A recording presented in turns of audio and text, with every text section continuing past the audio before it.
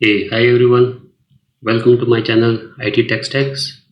Today we are going to learn about Google Cloud Platform and overview. Okay, so let's begin with today's topic, Google Cloud Platform and overview, and later part we can discuss about hands-on.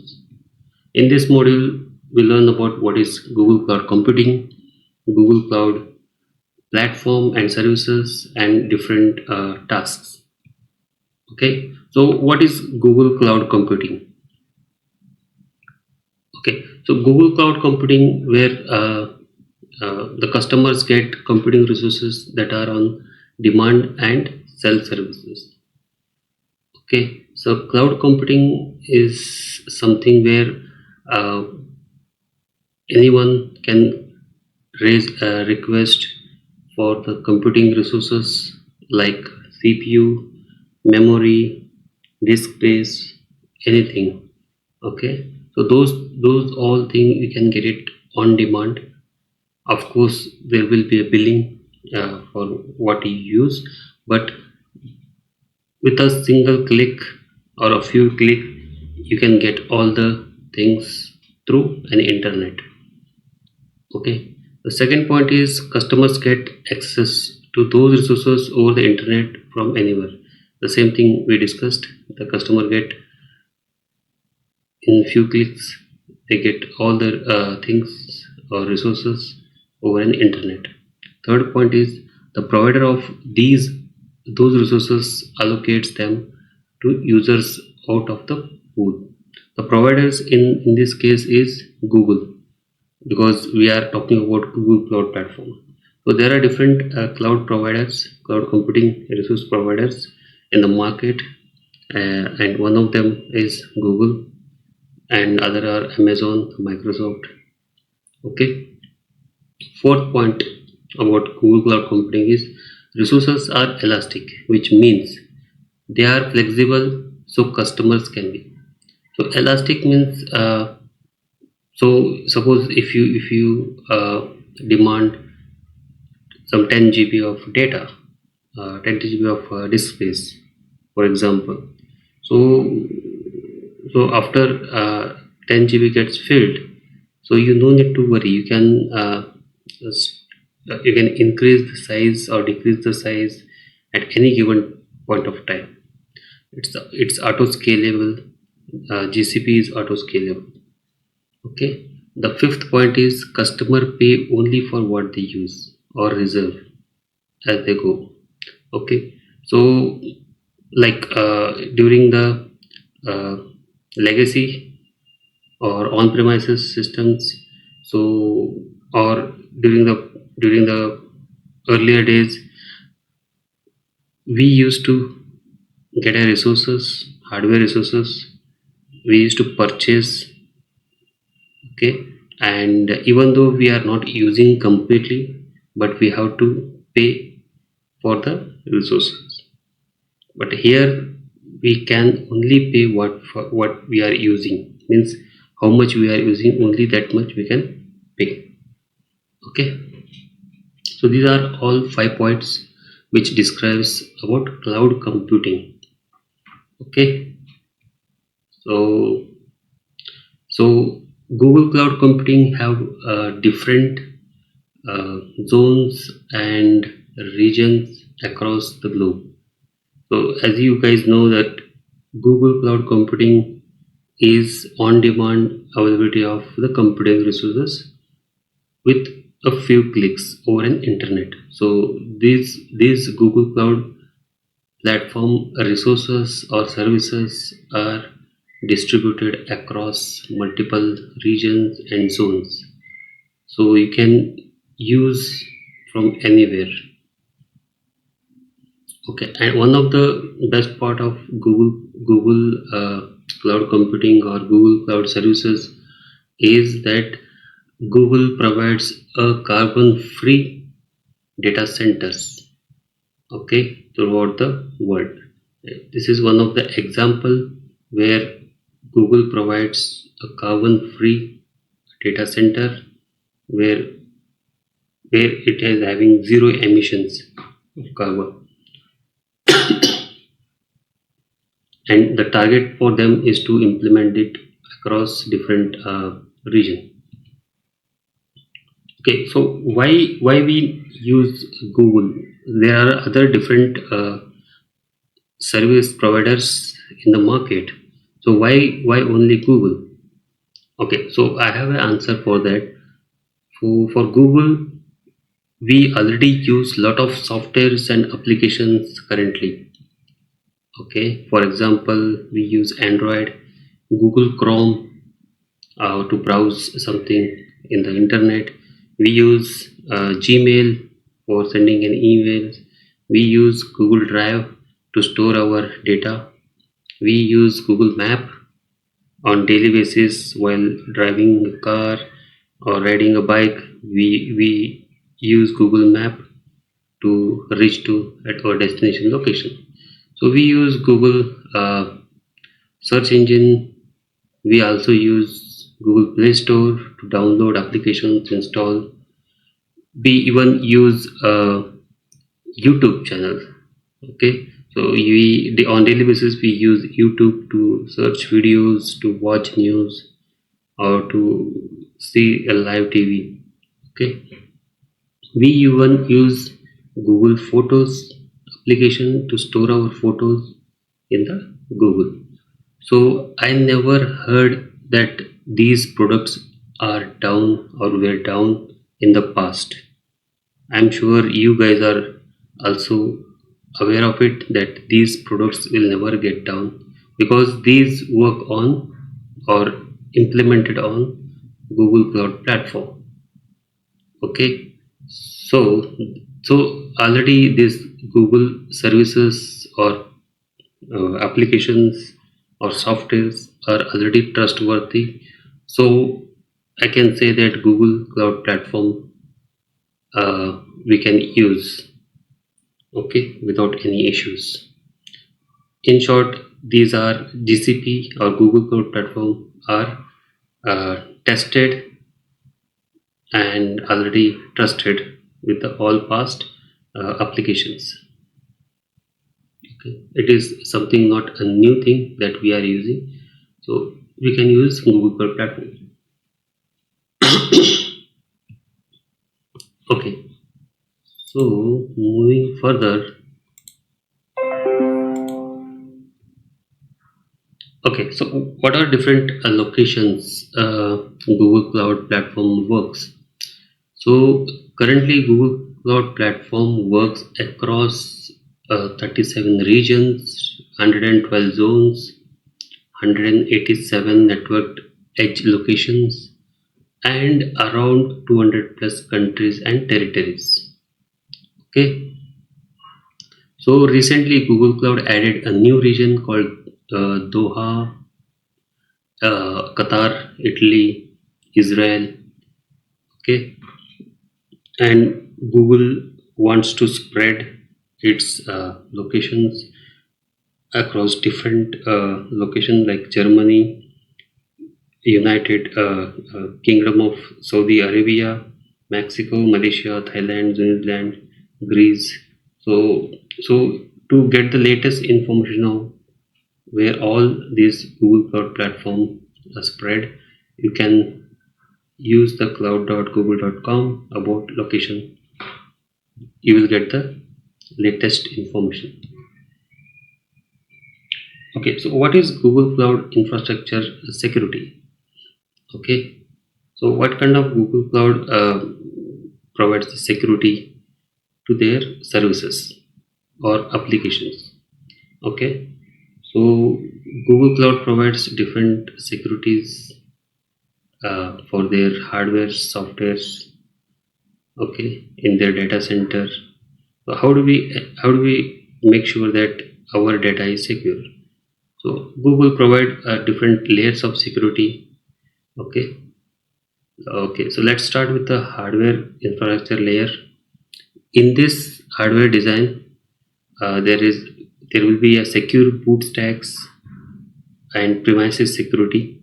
Okay, even if you go to any data center, Google Cloud data center, there are very tight security for the premises and very secure boot stacks for their hardware infrastructure.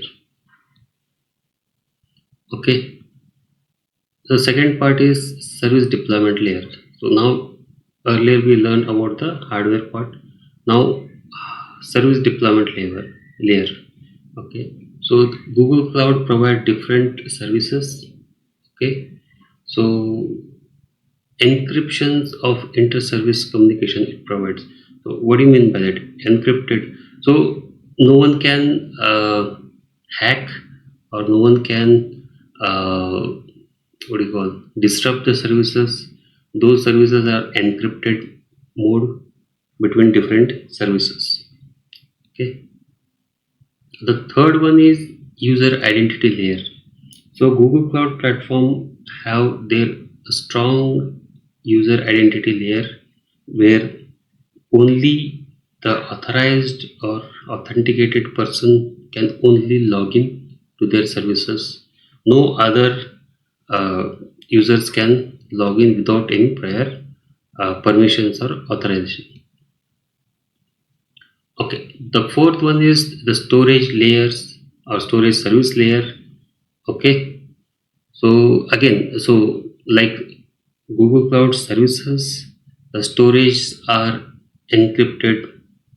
Okay, so no one, for example, Google Cloud Platform BigQuery, if you can see, uh, we have an option to encrypt the data, column level, row level. Okay, so there are a lot of security we have. Fifth one is internet communication layer. So this layer of security, where for example, if you are at one region and you would like to access your data from different regions or zones, or if you want to access your infrastructure from different region and zones through the internet, then Google Cloud provide a security for that internet communication layer as well. Okay, so some of them are Google frontend and denial of service protection. So these are the services they provide. And the sixth part is operational security layer. Okay, so operational security layer means apart from all these hardware, inter-service, and other stuffs, internet, there is a operational security layer where it detects intrusion. If someone want to interfere into the overall infrastructure or to the services, there is a strong intrusion detection service Google Cloud provides. Second is reducing insider risk.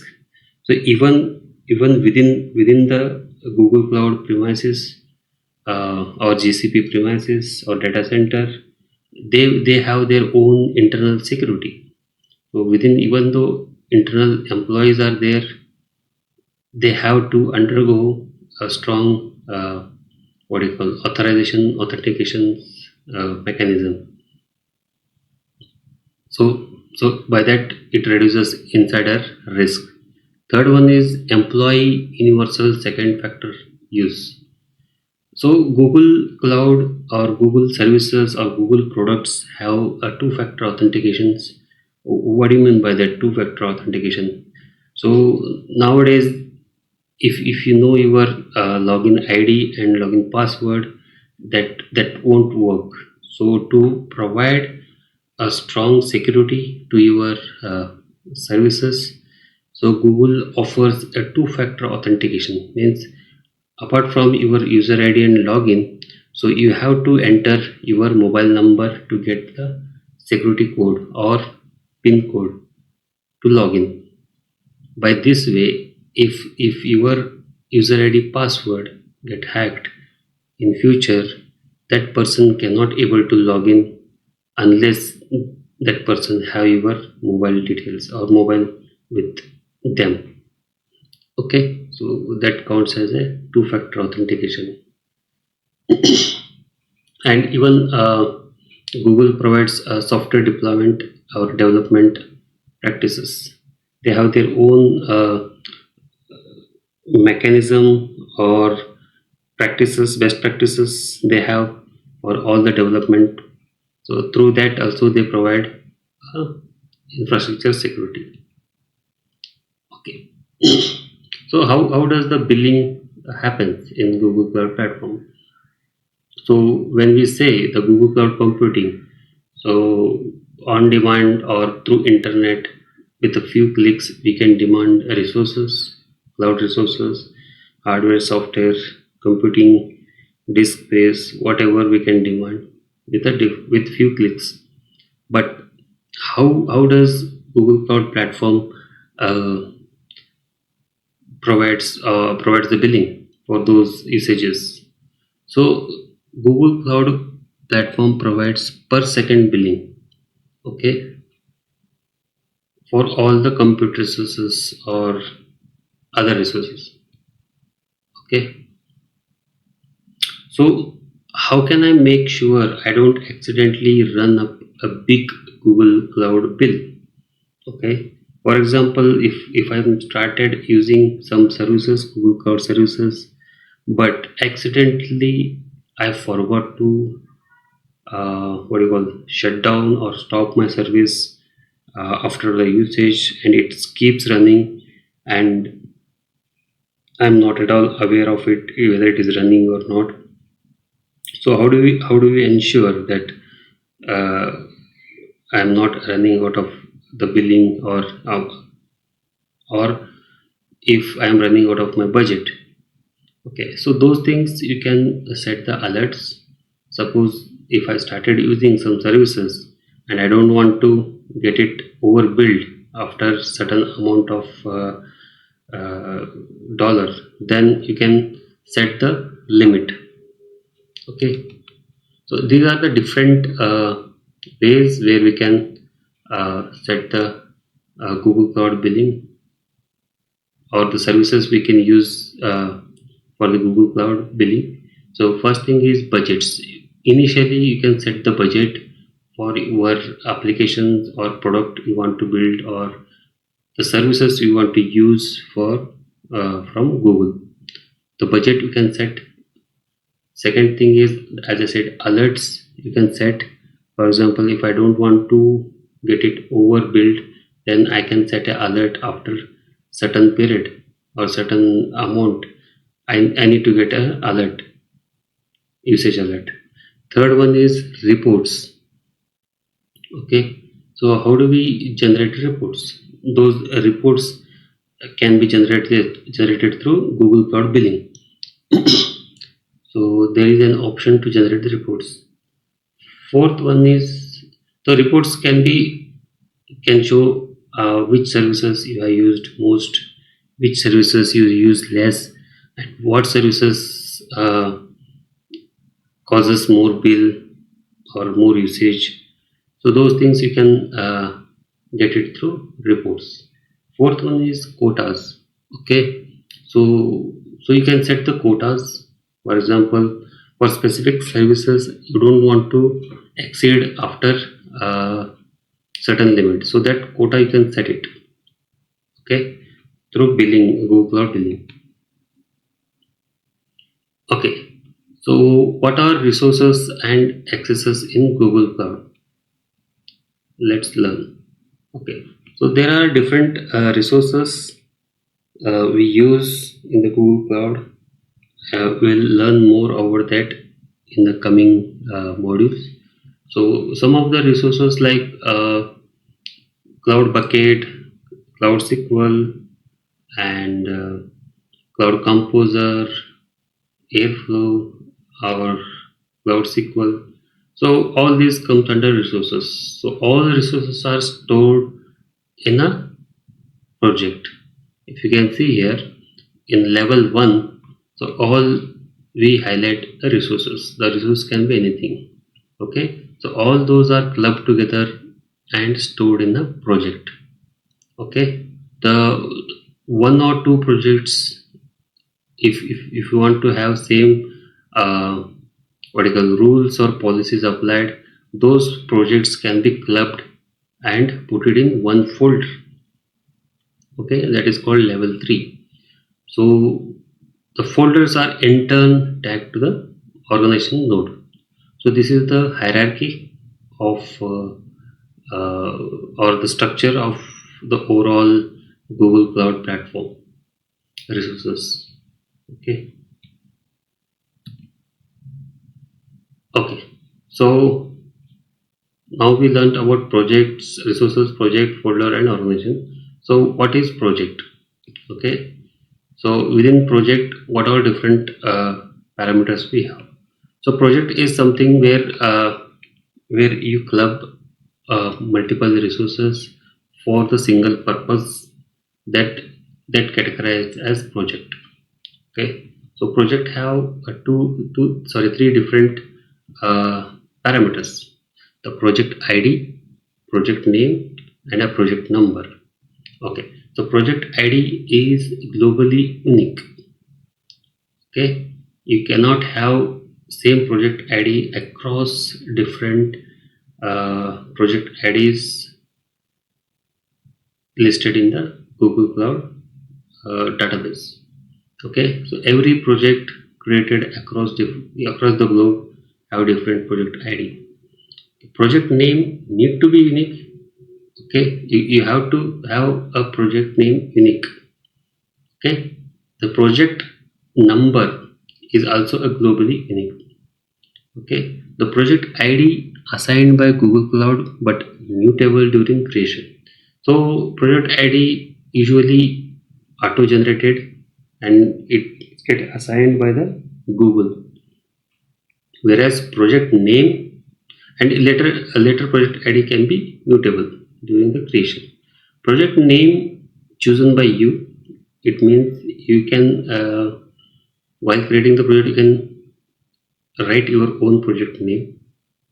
Okay, again it should not be unique. Okay, so you can have same project name across different regions, different zones. Okay, but we can differentiate through project ID.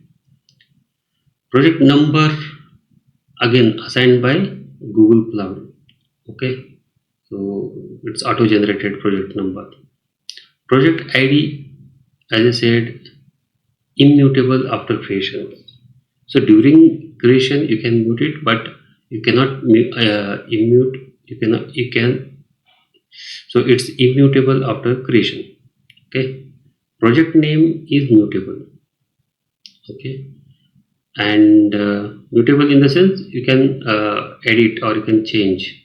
Project number is immutable. Again, it cannot be changed. Immutable project ID after creation means during creation you can provide your own ID, but you cannot change it once it is get created. It will be like a permanent project ID. Okay. So what all a resource manager tool we have?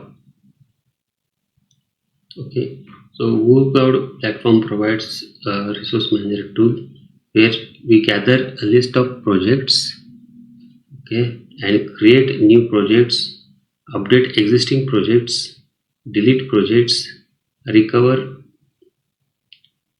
recover previously deleted projects, access through RPC API and REST API. These are the resource manager tools we use to handle these resources. Okay, so Again, the organization node have different folders, and different folders in turn can have different projects or resources assigned. Okay, so folders are like a department. Suppose if you have different departments in your organization, and those can be categorized or placed across different folders. For example, for legal department you have that can kept in the folder 1, and finance can be kept in the folder 2, and HR in the folder 3. Okay, so within HR we can have multiple projects or multiple resources. Okay, okay. For example, you have a new organization node. Okay, there you can create your own identity rules, your own project setup. Okay, so anyone in organization node can create billing account and projects. So if you have organization node access, then you can create a billing account and project. Okay, so organization policy administrator, okay, having organization node access can create a project. Okay, okay, so again, the administrator can apply policies that define who can do what on which resources. Okay, so identity access manager, through this identity access management, we can create a different policies, uh, access rules, or predefined rules, custom rules, or generic rules. Okay, so any project, so through any project can create or assign their resources with the different roles through using identity access manager. Okay, for example, so here the role, if the role is given at folder level, it gets inherited to project and resource. Okay, so there are three different types of roles we can assign through using identity access manager, and these are basic cloud IAM role, predefined roles, and custom roles. Basic roles are something high level, like read, write, execute kind of access. Predefined are the predefined rules for specific services. Custom rules are customizable rules which are handled by the administrator separately, and which needs to be handled so that you have your own control on the customized rules. Okay, so as I said, basic cloud IAM roles are those like owner role, editor role, viewer role, or building admin role. So these are broadly categorized roles or basic roles given to any resources in the project. Okay. For example, so owner can have a view access, edit access, or can in turn provide access to someone else, and also have a billing access. Whereas editor role can view the resource content or can edit the services. Viewer role is someone who can have only view access. Billing admin have view access as well as billing account or billing services access. Okay, so what if several people are working together on a project that contains sensitive data? Basic roles are probably too broad. Okay, suppose if we give basic roles, these four basic roles: owner, editor, viewer, and billing account, billing admin role. So I have, for example, basic roles. For example, editor role I have assigned to someone, which means that that person can edit anything. So in that case, I need to have edit access on a specific thing within that service. For example, I want to have a edit role on specific table. Though edit role is given to BigQuery level, but I would like to have few team members have different edit role access. Means they can only edit few tables, not all tables, or few team members should have edit access for specific modules, not all. So those things we can further give in the different accesses through predefined cloud. Okay. So predefined roles. For example, I give admin access role. Okay, but within admin access, I would like to give only delete access. I would like to give only get access. I would like to give list access for the instances. Okay, or I would just wanted to give start and stop access for the specific resources. Okay, so for few roles which are basics and predefined may not solve the purpose, or sometimes we need to have a custom rules. Means even though I have given a delete access on folder level, then that person can delete anything within the folder or project or resources. So to avoid that one, within the delete access, we can give again custom access for a specific services. For example, instance operator role. Here would like to give instances get, instance list, instance start and stop. So this accesses you can provide using the custom rules. Okay, so as I said, custom rules, you have to manage the permissions that define the custom rules you have created. So Google Cloud will not manage it, so you have to manage your own custom rules. Okay, you have to maintain in the separate sheet what all accesses you are giving to which all resources. Okay, custom rules can only be applied to either the project level or organization level. Okay, so as you can see here, the custom rules instance operator is applied to organization level or project level. Okay. What if you want to give permission to a compute engine virtual machine rather than a person? Okay, till now we have seen accesses or roles assigned to a specific team members or a group of team members.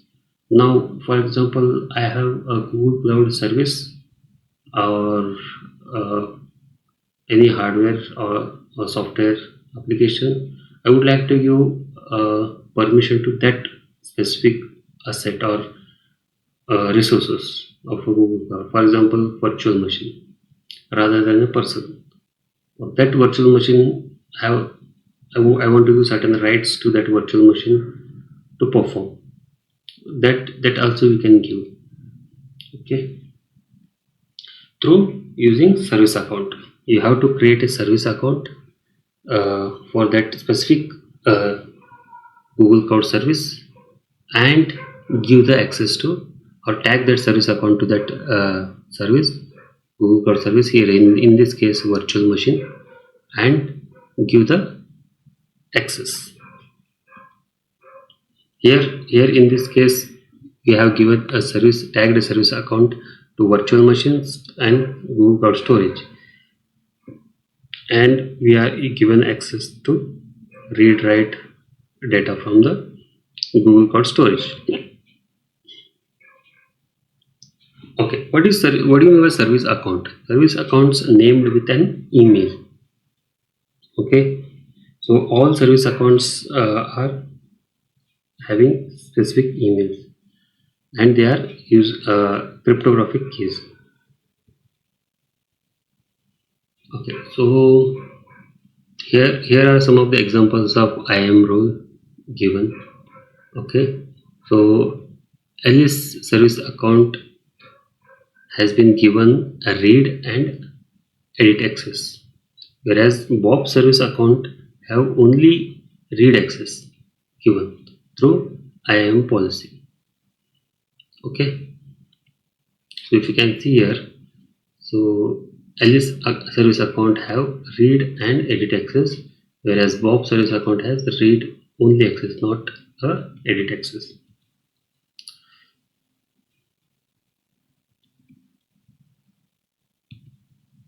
Okay, so what are different ways through which we can access Google Cloud Platform? So these are the 4 ways where we can access Google Cloud Platform. First is through Google Cloud Console. There is a web interface on your laptop. Okay, and second one is through Google Cloud SDK or Cloud Shell. Okay, it's a Debian based 5 GB uh, shell interface. Third one is through APIs. Through Google Cloud Application Program Interface, also we can interact with the Google Cloud services. Fourth one is through Google Cloud Console mobile app. If the cloud services are having permissions to install in your Google Cloud in your mobile, then you can install in your mobile and operate through mobile. Okay, for example, some companies do not allow Google Console mobile app services. Okay, so you cannot install on mobile app, so you have to access through only laptops. So if you have permissions given, then you can install your Google Console on a mobile app. So what is Google Cloud Console? Uh, web application or web URL. Okay, through laptop. So it's a simple web-based graphical user interface. We'll show you after some times how does it looks, and it easily finds resources, check their health, have full management control. Okay, let me show you how does it look like. So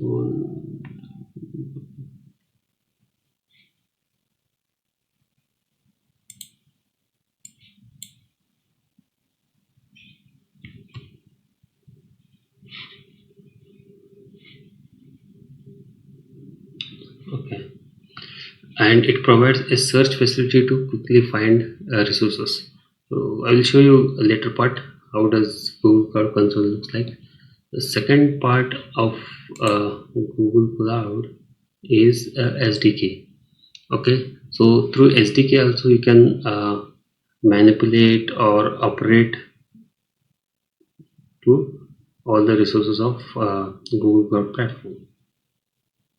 Okay, these are the set of tools to manage resources and applications hosted on Google. Okay, so these are all Google Cloud tool, G Cloud tools or GS util or BQ. Okay, G Cloud tools provides the main command line interface for Google Cloud products and services. GS util provides access to the storage from a command line, and BQ is a command line tool for BigQuery. Okay, and it provides command line access to cloud resources directly from the browser. Okay, and SDK or Cloud Shell is a Debian based virtual machine with a persistent 5 GB home directory. Okay, it's a Debian based virtual machine and having 5 GB of persistent home directory. The Cloud SDK, Cloud command and other utilities are always installed, available, up to date and fully authenticated. Okay, so Google Cloud Services API. through this API also we can interact or work with the Google Cloud resources and applications. Okay. The Google API Explore shows what APIs are available and in what version. Okay. Google Cloud provides Cloud Client and Google API Client libraries. Languages currently represented Java, Python, PHP. So you can interact through all the Google Cloud resources using these languages like Python, PHP, C#, Go, Node.js, Ruby, and C++. Through these all languages, you can interact via APIs libraries. The fourth one is the mobile app. So we'll not be having all the features in mobile app, but through mobile app Google Cloud Console, you can start, stop, or use SSH to connect to Compute Engine instances and see logs. Stop and start Cloud SQL instances, administer application deployed on App Engine, up-to-date billing information for projects and alerts for those going over budget.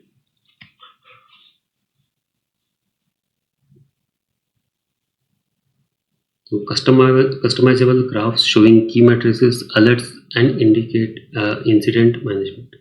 So these are all services or features that we can use through Google Cloud Console mobile app. So hope you understood the overview of Google Cloud Platform.